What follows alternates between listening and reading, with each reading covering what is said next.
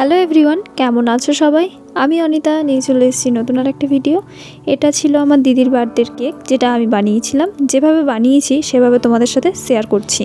ফার্স্টে একটা ডিম ভালো করে ফেটিয়ে নিয়েছি, তাতে সুগার সিরাপ দিয়েছি, তারপরে একটু অ্যাড করে দিলাম মিল্ক।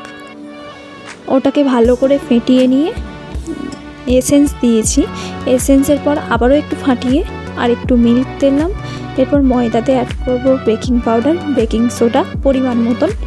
দেওয়ার পর ওটা ভালো করে হাতের স্প্যাচুলা দিয়ে হাতে মিক্সড করতে হবে। ভালো করে ওটা মিক্সড করে যে বাটিতে বসাই সে বাটিতে ঢেলে, আর আমি কেক বানাই গ্যাসে, ননস্টিকের কড়াতে। এভাবে আমি কেক রেডি করি। আমার কাছে মাইক্রোওভেন নেই।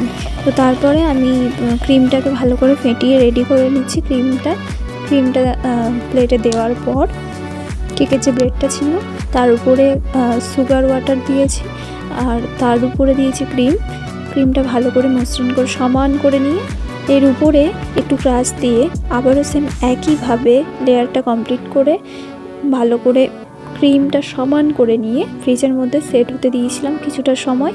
তারপরে সন্ধ্যাবেলা এটা আমি ডিজাইন করেছিলাম। ডিজাইনের ভিডিওটা আমি কমপ্লিট দিতে পারিনি, তো একা একা হয়ে ওঠেনি। অনেক করার পর এই কেকটা রেডি করেছিলাম। তো তোমরা সম্পূর্ণ ভিডিওটা দেখো, কেমন লাগলো অবশ্যই কমেন্ট করে জানিও। তার সাথে বলে রাখি, তোমরা যদি কেউ জানতে চাও যে কিভাবে কি রেডি করলাম, বিস্তারিত আরও ভালো করে ভিডিও আমি দেবো। ধন্যবাদ।